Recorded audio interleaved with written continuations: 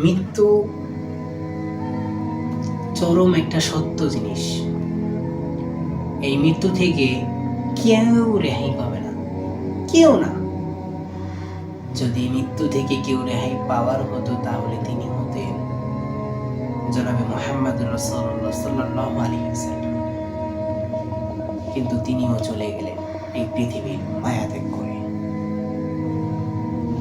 এই পৃথিবীতে যদি কোনো মানুষের থাকার কথা থাকতো যে সেই পৃথিবীতে চিরস্থায়ীভাবে থাকবে, তাহলে তিনি হইতেন জনাবে মুহাম্মদ রাসূলুল্লাহ সাল্লাল্লাহু আলাইহি ওয়াসাল্লাম।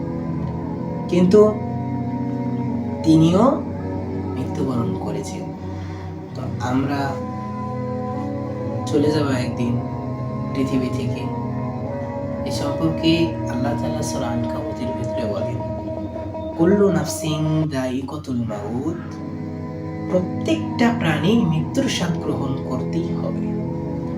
প্রাণ আছে যার, সেই ব্যক্তিকেই মৃত্যুবরণ করতে হবে। যে ব্যক্তির ভিতরে জীবন রয়েছে, যার ভিতরে জীবন রয়েছে, তাকেই একদিন এই পৃথিবী থেকে চলে যেতে হবে। কিন্তু আমাদের এই চরম সত্য কথাটাকে নিয়ে আমরা অনেকেই একবারের জন্য চিন্তা ভাবনা করি না যে আমাদের যে মৃত্যু হবে, আমরা আল্লাহর সামনে কি নিয়ে দাঁড়াবো, কোন অবস্থাতে আমরা আল্লাহর সামনে দাঁড়াবো, এই বিষয়টা নিয়ে আমরা একবারও চিন্তা করি না। অথচ এই পৃথিবীর সব কিছু যদি মিথ্যে হয়ে যায়, এই পৃথিবীর সব কিছু যদি বৃথা হয়ে যায়, কিন্তু মৃত্যু কখনো মিথ্যা নয়, মৃত্যু কখনো বৃথা নয়। একদিন না একদিন এই পৃথিবীতে মৃত্যু তোমাকে নিতে আসবেই। তোমার জীবন নামক দরজায় মৃত্যু একদিন এসে করা নাড়বেই। তোমার জীবন নামক দরজায় একদিন না একদিন মৃত্যু এসে করা নাড়বেই। কোনো এক গধূলি বেলায় তোমার জীবন নামক দরজায় মৃত্যু এসে করা নাড়বে। কোনো এক সন্ধ্যা বেলায় তোমার জীবন নামক দরজায় মৃত্যু এসে করা নাড়বে। কোনো এক বৃষ্টি ভেজা সকালে তোমার জীবন নামক দরজায় মৃত্যু এসে করা নাড়তে থাকবে। অতএব আপনারা এই দুনিয়ার তুচ্ছ মায়া থেকে, দুনিয়ার তুচ্ছ মোহ মায়া থেকে বেরিয়ে আসুন। এই দুনিয়ায় ক্ষমতার দাপট দিয়ে কেউ টিকে থাকতে পারেননি, কেউ অহংকার করে টিকে থাকতে পারেননি, আপনিও থাকতে পারবেন না। কেউ অহংকার দিয়ে, কেউ ক্ষমতার দাপট দিয়ে এই পৃথিবীতে টিকে থাকার যোগ্য নয়। এইটা শুধু আল্লাহর ক্ষেত্রেই মানায়। ক্ষমতা শুধু আল্লাহর জন্যই মানায়, অহংকার শুধু আল্লাহর জন্যই মানায়। আপনার আমার জন্য অহংকার মানে না।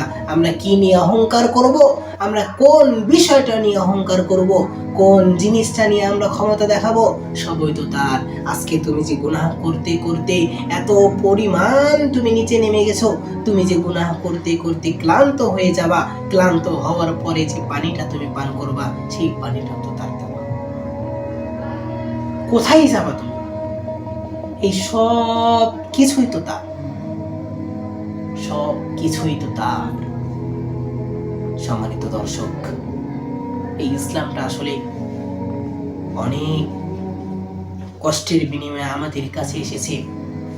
আমরা আজকে ইসলামের সৎ যে মূল্যায়নটা আমরা তা করতেছি না।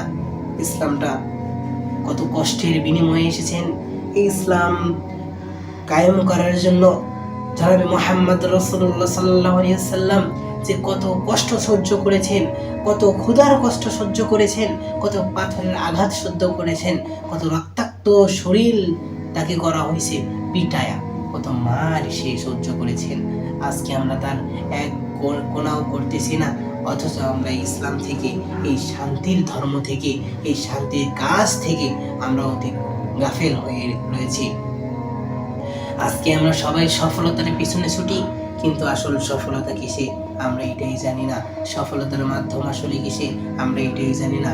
আল্লাহ তাআলা বললেন যে তোমরা যদি সফলতা অর্জন করতে চাও, হাইয়া আলাল ফালাহ, তোমরা কল্যাণের দিকে আসো, তোমরা সাফল্যের দিকে আসো, তোমরা সফলতার দিকে আসো। কিন্তু আমরা আজকে তার কথার কোনো মূল্য দিচ্ছি না, আমরা তার কথার কোনো দাম দিচ্ছি না, আমরা তার কথা মানতেছি না। সম্মানিত দর্শক, আমি আপনাকে কিভাবে বোঝাবো যে আপনি আল্লাহ তাআলার কোন নিয়ামতকে আপনি অস্বীকার করবেন, কোন নিয়ামতকে আপনি অস্বীকার করবেন? আপনি প্রতি মুহূর্ত তার কোনো না কোনো নিয়ামতে আপনি নিচ্ছেন, কোনো না কোনো নিয়ামতকে আপনি ভোগ করতেছেন।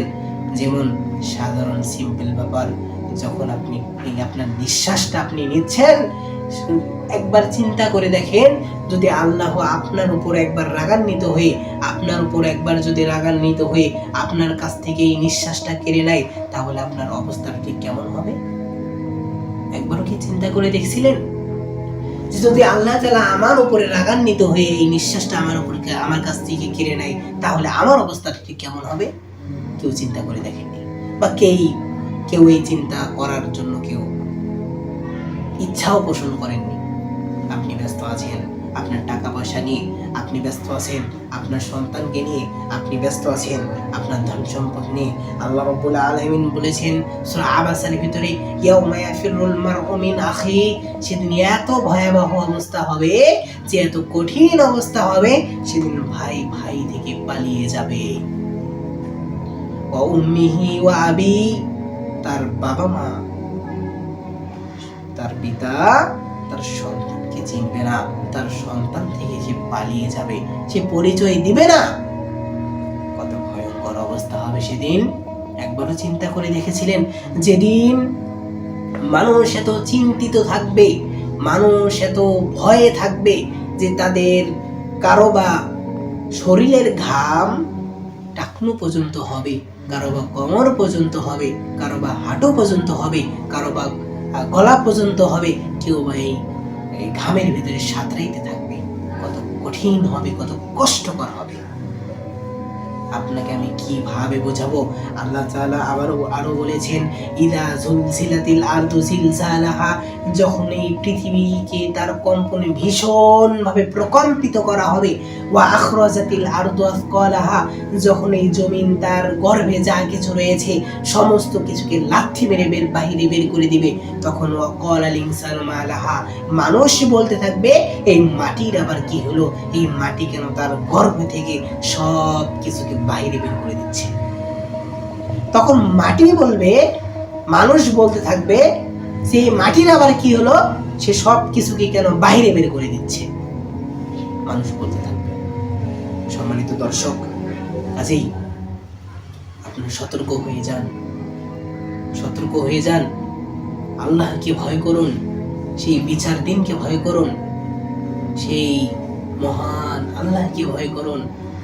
যে এই দুনিয়ায় যদি আপনি একটা অপরাধ করেন, তাহলে মানুষ আপনাকে খুঁজে শাস্তি দেওয়ার জন্য, সে কত দয়ার রব পেয়েছেন হে মানুষ, অথচ আপনি অপরাধ করার পরেও আল্লাহ তাআলা আপনাকে খুঁজতেছেন শুধুমাত্র আপনাকে ক্ষমা করে দেওয়ার জন্য, যে এই বান্দাটা আমার কাছে কখন ক্ষমা চাই, আমি তাকে ক্ষমা করে দিয়ে দেব। কত দয়ার রব পেয়েছেন হে মানুষ, একবার চিন্তা করে দেখুন। আপনি এত নাফরমানি করার পরেও, আপনি এত তার অশ্লীলতা করার পরেও, তার যে কাজগুলো অপছন্দনীয় সেই কাজগুলো আপনি নিয়মিত করার পরেও আপনার নিঃশ্বাস তিনি বন্ধ করে দেননি, আপনার খাবার তিনি বন্ধ করে দেননি, আপনার চলাফেরা তিনি বন্ধ করে দেননি। কতটা তোমাকে ভালোবাসে তিনি। এই পৃথিবীতে যদি নিঃস্বার্থভাবে কেউ ভালোবাসি থাকে, তাহলে সেই হচ্ছে মহান রব। এছাড়া তোমাকে কেউ স্বার্থ ছাড়া ভালোবাসবে না। সম্মানিত উপস্থিতি, সম্মানিত দর্শক, আপনারা বুঝতে শিখুন, রবকে চিনতে শিখুন, রবকে ভালোবাসুন। সম্মানিত দর্শক, আমি আপনাদেরকে কিভাবে বোঝাবো? সেই জাহান্নাম কত ভয়ঙ্কর, সেই কিয়ামত মাঠ কত ভয়ঙ্কর, বিচার দিন কত ভয়ঙ্কর হবে, তা বোঝানোর মতো আমার এই ছোট্ট জ্ঞান দিয়ে আমি আপনাদেরকে বোঝাতে পারবো না। যদি একবার চিন্তা করে দেখতেন যে জাহান্নামটা কত কষ্টের হতে পারে, জাহান্নামটা কত ভয়ঙ্কর হতে পারে, জাহান্নামটা কত ভয়াবহ হতে পারে, তাহলে হয়তোবা এই পৃথিবীতে এত অশ্লীল কাজকর্ম তুমি করতে পারতে না। সম্মানিত দর্শক, আজকে তোমরা জেনার পিছনে ছুটছো, প্রতিনিয়ত প্রতিটা সময় তোমরা জেনার কাজে লিপ্ত রয়েছো, অথচ আল্লাহ বলেছেন ওয়ালা তাকরাবু জিনা, তোমরা জিনার ধারের কাছেও যেও না। যেখানে জিনার কাজকর্ম হয়, যেখানে জিনা নিয়ে কথা হয়, সেখানে তোমরা যেও না, তার ধারের কাছেও যেও না। এই আয়াত দ্বারাই বোঝা যায় যে জিনা কতটা নিকৃষ্ট হতে পারে। কতটা খারাপ হতে পারে এটা বোঝার জন্য এই ছোট্ট একটা আয়াতই যথেষ্ট। আল্লাহ তাআলা আরো বলেছেন, ইন্নাস সালাতা তানহা আনিল ফাহশাই ওয়াল মুনকার, একদিন নিশ্চয়ই তোমাকে এই সালাত, তোমাকে এই নামাজ, যত অশ্লীল কাজকর্ম রয়েছে, যত অশ্লীল খারাপ কাজগুলো রয়েছে, সেই সমস্ত কাজ থেকে তোমাকে একদিন এই নামাজ বের করে নিয়ে আসবে, তোমাকে একদিন এই সালাত বের করে নিয়ে আসবে। অথচ আমরা এই সালাত থেকেই গাফেল।